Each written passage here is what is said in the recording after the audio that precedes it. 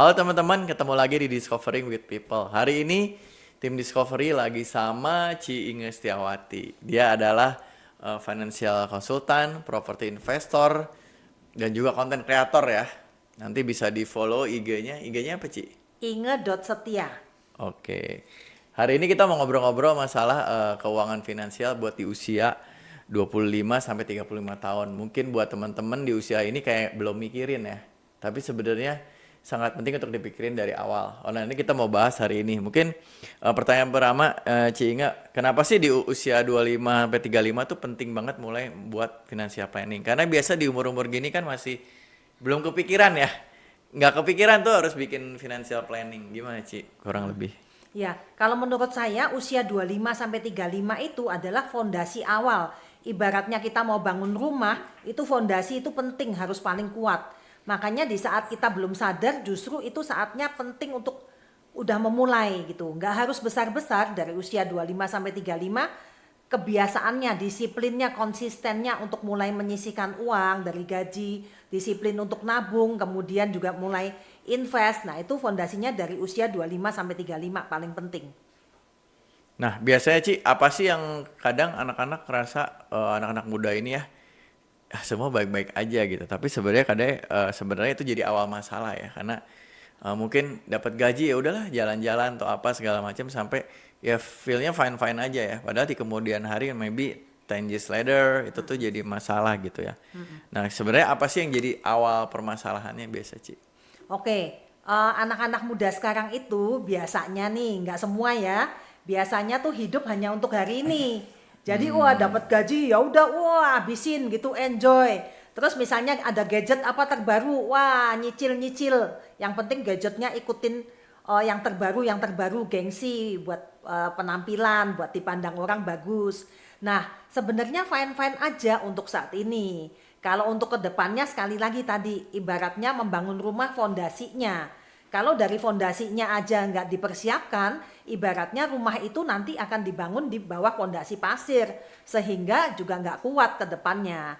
Nah, jadi sebenarnya harus mulai dipikirkan lah untuk persiapan untuk ke masa depan. Jadi jangan hidup hanya untuk hari ini aja.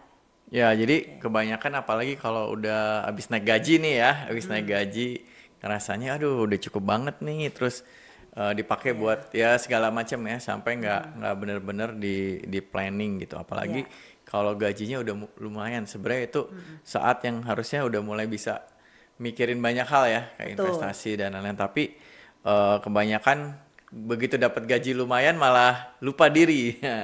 Nah, kira-kira apa sih Ci yang jadi eh, tipsnya ya kalau gajinya udah mulai lumayan nih harus mikirnya kayak gimana nih Ci? Ya. Nah, ini satu fenomena yang amat sangat berbahaya tapi banyak terjadi, yaitu lifestyle inflation, di mana gaji naik, gaya hidupnya ikut naik. Nah, itu sebenarnya kurang tepat, teman-teman. Lebih baik di saat gaji naik, gaya hidupnya tetap. Sehingga ada selisih uang yang kalian bisa alokasikan rutin setiap bulan untuk dimasukkan ke tabungan. Setelah tabungan itu nanti kebentuk kemudian bisa mulai diinvestasikan. Investasikan bisa banyak ya, bisa ke saham, bisa ke emas. Nantinya kalau udah kekumpul banyak ke depannya juga bisa ke aset, ke properti yang bisa disewa-sewakan dapat passive income lagi. Tapi lifestyle inflation itu paling bahaya. Yuk mulai disadari dari sekarang. Jadi gaya hidup tetap, gaji naik, selisihnya itu kalian bisa alokasikan buat investasi ke depannya. Ya jadi kayak ngerasanya, aduh gaji gue naik nih, tapi pas akhir bulan duitnya habis juga gitu ya. Iya, Nah, betul. Ci, kebayang nggak sih? Boleh dicontohin nggak kira-kira ngatur cash flow-nya gimana? Misalnya berapa persen buat invest, berapa persen buat lifestyle dong? Karena anak sekarang kayaknya kalau nggak lifestyle kayaknya susah ya. Heeh, Ada heeh. nggak Ci kira-kira ya sedikit patokan aja sebenarnya berapa sih alokasi misalnya buat hidup, buat lifestyle atau buat apa? Apalagi nih buat mereka-mereka yang tiba-tiba misalnya naik jabatan atau apa gitu. Kan mulai bisa beli macam-macam gitu. Ya, sebenarnya paling gampang gini teman-teman. Kalian usahakan 10 sampai 20% dari gaji itu begitu terima langsung kalian sisihkan dulu ke rekening bank yang nggak ada ATM-nya sebenarnya, yang susah diambil-ambil. Saya biasanya kayak begitu. Sehingga itu nanti kekumpul lumayan. Nah, setelah kekumpul lumayan dari situ kalian bisa mulai deh mau invest mungkin ke saham-saham blue chip, itu yang paling gampang dulu nih untuk pemula. ya kan? Nah, kemudian bisa investasi emas juga. Kemudian bisa ke reksadana, ori. Nah, itu lebih enak kalau udah kekumpul. Nah, sama 80% itu kalian gunakan dengan bijak. Mestinya dibagi. Misalnya nih 50% buat biaya hidup. Nah, 30%-nya kalian bagi lagi tuh. Ada yang nanti buat holiday, kemudian nanti ada yang buat misalnya gadget-gadget, buat yang mengikuti perkembangan kayak gitu loh. Sehingga jadi semuanya udah pasti kalian alokasikan dari awal pos-posnya. Kalau uangnya udah dipos-posin, ya uang yang ada di rekening itu yang bisa digunakan dihabiskan gitu. Oh, oke oke Ya, oke. Nah, Ci, kan sekarang tadi ngomong investasi ya. ya. Biasa ada mitos tuh yang bilang invest tuh nanti aja kalau udah mapan. Nah, menurut Cici gimana mitos itu? Yang kedua, kalau tadi bahasa Cici ya nggak perlu nunggu mapan ya, mulai Ya. sisihin. Nah, yang kedua, kalau investasi kayak rumah tuh kapan mesti beli gitu? Atau saham dulu, rumah nanti atau gimana, Ci? Kan investasi banyak banget ya. Tapi salah satunya mungkin menurut aku yang penting one day mereka harus punya, mungkin banyak masih mikir nggak perlu punya rumah ya.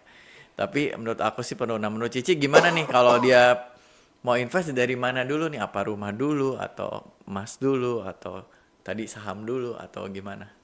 Oke, kalau saya pribadi ini teman-teman bisa ikutin atau enggak juga enggak apa-apa sih. Kalau saya pribadi usia 25 sampai 35 itu masa saya mengumpulkan uang. Jadi saya tabung, kemudian saya invest di saham-saham blue chip, kemudian saya juga ada masuk ke reksadana, kemudian saya juga masuk ke emas.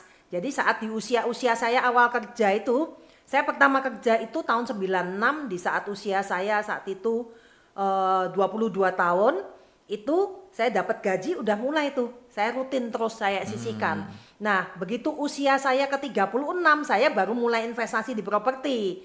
Kenapa? Karena kalau saya mindset saya kebetulan dari keluarga udah dididik untuk tidak berhutang kebetulan kalau saya. Jadi saya kumpulin uang saya udah cukup, udah ada, baru langsung saya mulai investasi properti saya di usia 36 itu waktu itu. Wow, ya ya.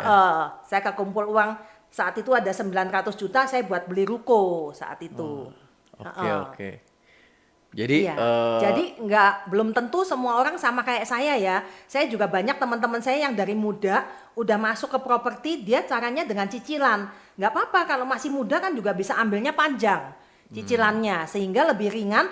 Tapi syaratnya adalah kalau dari muda udah ambil cicilan properti harus benar-benar komitmen, benar-benar dipisahkan dan maksimum 30% dari gaji yang bisa kalian gunakan buat cicilan. Kalau lebih itu udah nanti berbahaya buat kedepannya. ya. Jangan.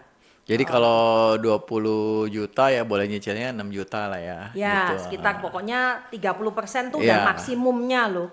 Supaya nantinya nggak sulit ke depannya gitu. Ya, nah Ci, sekarang kan lagi model ya mungkin kalau rumah ya banyak kan kredit ya, Iya. karena mungkin nggak kekejar ya sama gajinya mungkin. Terus tapi ada juga kredit-kredit lain nih, kayak misalnya mau jalan-jalan pay later gitu ya, atau beli apa-apa pakai kredit card supaya dapat miles gitu kan. Nah, itu kan bentuk-bentuk utang ya Ci ya. Iya. Nah, boleh tahu nggak sih utang mana tuh yang sehat dan utang mana yang sebenarnya jangan gitu? Karena sekarang tuh banyak banget yang akhirnya terjebak sama pinjol dan lain-lain. Terus besaran utang yang diperbolehkan berapa gitu? Misalnya misalnya dia terbiasa emergency nih Ci, mau nggak mau dia utang gitu sebenarnya. Nah, gimana nih tahu utang yang sehat utang yang enggak sama berapa sih kira-kira kalau tadi KPR kan 30% ya. Kalau utang-utang yang harian itu gimana, Ci? Ada batasnya jangan lebih dari segini atau gimana?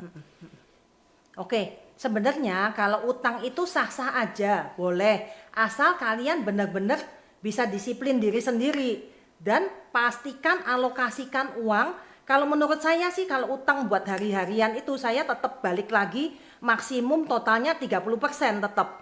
Jadi kalian mesti atur misalnya KPR udah ambil 30% berarti ya udah nggak utang-utang yang lain.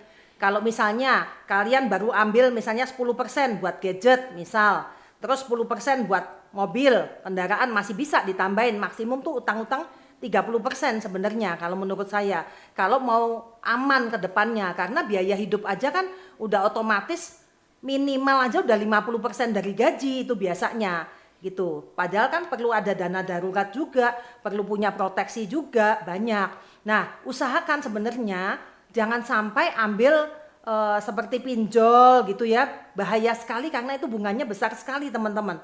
Usahakan kalian benar-benar hitung apakah kalian perlu banget nih sampai harus pinjol. Kalau enggak jangan. Pertimbangkan banget gitu loh. Lebih baik nggak usah beli, kumpulin uangnya dulu baru itu.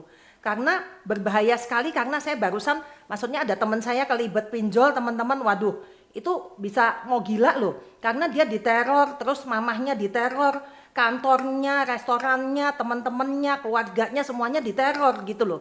Jadi malah yang ada bukannya happy, malah jadi stres, malah padahal barang yang dibeli itu apa, bukan yang sampai hidup dan mati gitu. Lebih baik pertimbangkan benar-benar teman-teman kalau untuk pinjol. Kalau untuk kartu kredit, selama kalian tahu perhitungannya dan kalian bayar setiap jatuh tempo, bayar full, itu aman.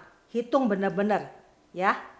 Ya betul Ci, kadang juga Iya. aku punya temen yang pinjol tuh ya, tahu-tahu sekeluarga dikejar-kejar, Oh betul. kejar, terus yang lebih gila utangnya tuh jadi kayak udah berapa kali lipat gitu. Benar, Heeh. berlipatnya cepat sekali, Cepat sangat sekali bahaya. berlipatnya, dan akhirnya ya jadi stres ya, nggak cuma Betul. masalah stres bayarnya, tapi stres Heeh, tekanan lain gitu ya. betul. Heeh. Nah, Ci, ngomong lagi, tadi kan utang ya, sekarang ada yang namanya FOMO finansial. Jadi ada influencer nih cerita, oh kamu invest ini, terus semua berbondong-bondong ikut. Nah, itu kadang-kadang ada kayak jebakan lah ya, mungkin ternyata udah ikut eh rugi ya. Ini kayak kemarin nih aku lihat di IG ada 3.000 orang ada menuntut satu influencer ya. Walaupun kan sebenarnya kalau pikir-pikir ya sebenarnya keputusannya tetap di dia ya. Nah, Iya. jadi kira-kira Ci gimana sih ngelihat satu tawaran investasi? Gimana kita bisa tahu, oke ini supaya nggak FOMO tuh gimana? Kan biasa kayak, wah ini lagi bagus semua berbondong-bondong apa-apa akhirnya ikut beli gitu tanpa dia kayak FOMO ya jadi. Iya, Nah iya. gimana supaya kita nggak FOMO Ci? Supaya invest tuh yang bener gitu lah. Karena aku juga berapa kali nih dulu FOMO apa emas ya, yang emas, invest emas nggak taunya hilang orangnya. Terus FOMO kayak dulu ada lagi apa aplikasi ya, uangnya bisa nambah berapa, suatu juga hilang. Nah gimana nih kita bisa bedain ini investasi yang bagus atau jangan-jangan nih gue cuma FOMO doang gitu. Nah, gini, memang betul sekarang itu pengaruh influencer tuh luar biasa teman-teman. Tapi kalau untuk hal invest, perhatikan rules paling utama satu. Kalian harus bergantung pada diri kalian sendiri. Jangan dengerin orang manapun gitu. Mau dengerin oke, tapi tetap lakukanlah studi teman-teman. Ya, misalnya di info, wah ayo ini sekarang lagi ada bagus saham ini gitu. Ya kalian kalau udah siap mau langsung ngikutin, ya udah mesti siap. Itu alokasi uang dingin kalian. Yang kalau ternyata nanti itu nggak berhasil ya jangan nyalain yang info sebenarnya udah mesti tanggung jawab diri sendiri kalau menurut saya ya kan. Nah benar-benar usahakan kalian sendiri studi karena menurut saya kalau ikut-ikutan orang lain sebenarnya itu judi ya karena kita kan nggak Oh nguasain. iya. Kalau kita nggak nguasain dan kita ikut ya itu udah sama aja dengan kita sebenarnya judi. Itu kalau menurut saya. Cuman ya memang sekali lagi terkadang kita mengagumi sosok-sosok tertentu. Influencer yang wah selama ini dia kalau ngomong selalu benar nih selalu benar. Ya cuman kan tetap manusia kan tetap ya. Dia bukan yang menciptakan itu gitu ya. Jadi ya nggak tetap selalu nggak ada kepastian. Ujung-ujungnya kalian sendiri harus gunakan akal sehat, pelajarin sungguh-sungguh, ketahui trennya, kemudian investlah dengan bijak gitu. Kalau menurut saya ya uang dinginnya kalian sebenarnya kalau mau ikut-ikutan kayak gitu. Kalau yang kalian kuasain benar-benar baru terserah kalian mau agak banyak nggak apa-apa. Itu Oh, oke, menurut jadi saya.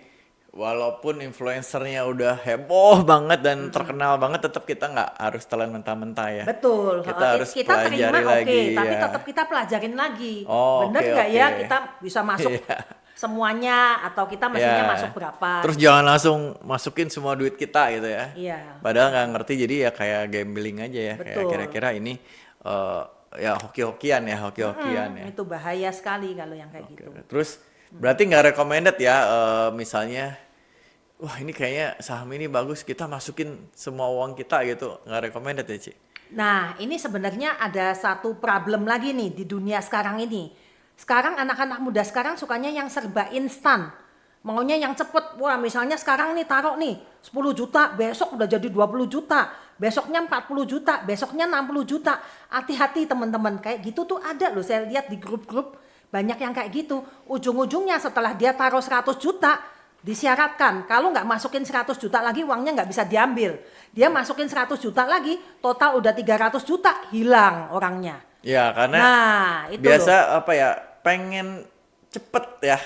Apa-apa tuh pengen cepet kaya, pengen cepet apa. Akhirnya mudah logiknya jadi kurang jalan. Jadi Betul, ingat ya teman-teman, logika please tetap jalan. Mana ada sih gitu loh. Kita taruh 20 juta dalam waktu sehari jadi 40 juta. Logikanya tolong please jalan gitu. Daripada nanti setelah udah taruh 300 juta, 400 juta, uangnya terus hilang. Mendingan aduh udah jangan yang begitu deh. Jalanin yang bener-bener aja, yang normal-normal, kerja baik-baik, sisihkan uang, investasi yang bener gitu, pelajarin sungguh-sungguh, hidupnya ke depannya pasti enak kok teman-teman. Nggak usah tergiur yang instan-instan begitu. tadi kan Cici sempat ngomong kalau invest tuh uang dingin. Apa maksudnya, Ci? Ah, maksudnya uang dingin tuh gini, kan kita ada alokasi tuh dari uang kita. Jangan yang buat biaya hidup yang kita pakai buat invest. Oh, iya, iya. Gitu Jangan yang buat maksudnya. uang makan, uang Iya, tempat kos ya. kalau kayak gitu nanti gimana dong? Jadi kelibet, ujung-ujungnya Iya. nanti jadi pinjol atau jadi hutang-hutang. Itu uang dingin maksudnya yang tadi disisihkan 10-20% itu yang memang buat investasi itu gitu. Oke, Atau oke. maksimum 30% kan kita sisihkan uang kita itu seiring dengan kenaikan income kita. Ya, Ya, sebisa mungkin kenaikan income makin banyak ya harusnya yang disisihkan ini dari awal 10 naik 20 naik 30 mungkin bisa jadi 50. Kalau kita gaya hidupnya tetap, jangan gaya hidupnya ikut naik. Jadi gitu. korbanin dikit gaya hidup, jangan ikut naik. Betul, tapi nanti ke gedein di depannya investasi. benar, ke depannya sangat enak. Kerasanya nanti ya, Kerasa Ci. banget, heeh. Nah, jadi Di saat kalian nanti nih udah usia 40-an, 50-an, udah mau pensiun, udah enak banget. Investnya kalian itu udah berjalan, passive income kalian istilahnya tidur uangnya udah ngalir. Tapi masa 25 35 ya mesti rutin dan disiplin kumpulin dulu, teman-teman.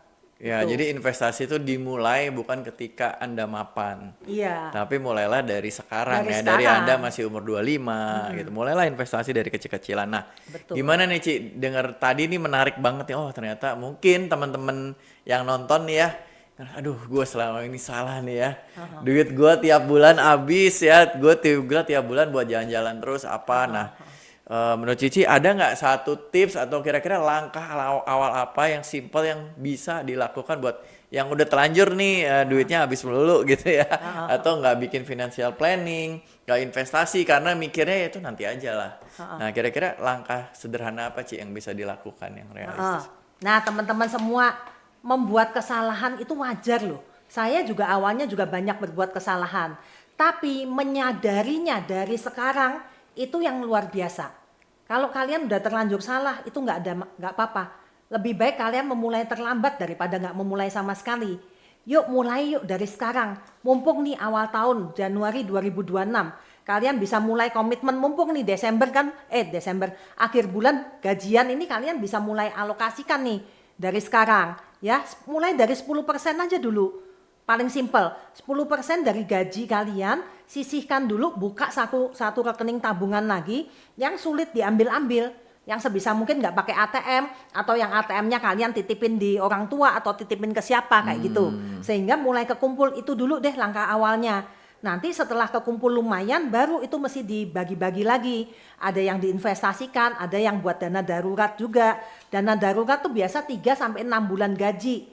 6 bulan biaya hidup lah, 3 sampai 6 bulan biaya hidup. Kalau bisa itu kekumpul, selebihnya mulai deh buat investasi gitu. Nah, kalau properti gimana Ci? Kan tadi bisa KPR ya, bisa apa? Nah, sebenarnya di usia berapa orang udah mulai mikir beli properti? Karena sekarang anak-anak muda gue lihat ya, ngapain beli? Mending gue sewa. Terus uangnya buat jalan-jalan. Nah, gimana yang kayak gitu?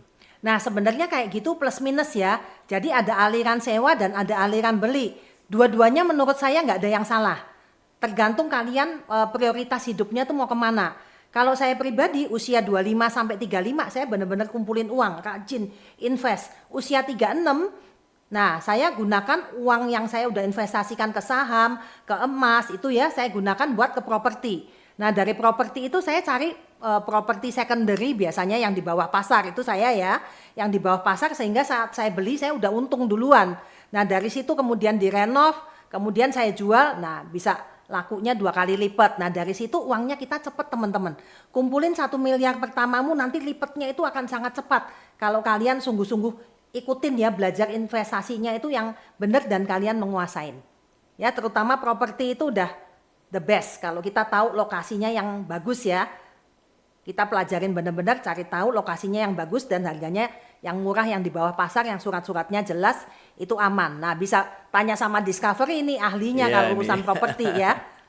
Boleh teman-teman nanti bisa kontak tim Discovery ya kalau mau nanya-nanya properti, karena ya itu juga opsi investasi yang harus dipikirkan dari sekarang. Ya. Ya. Oke teman-teman, mungkin cukup menarik pembicaraan hari ini. Ingat sekali lagi, satu keputusanmu hari ini bisa mungkin berpengaruh sampai 10 tahun ke depan, akan teman-teman syukuri ya. Dan teman-teman, kalau teman-teman mau ada topik-topik yang ingin dibahas, boleh kolom di komentar ya. Dan jangan lupa juga subscribe. Oke, sampai ketemu lagi di Discovering with People.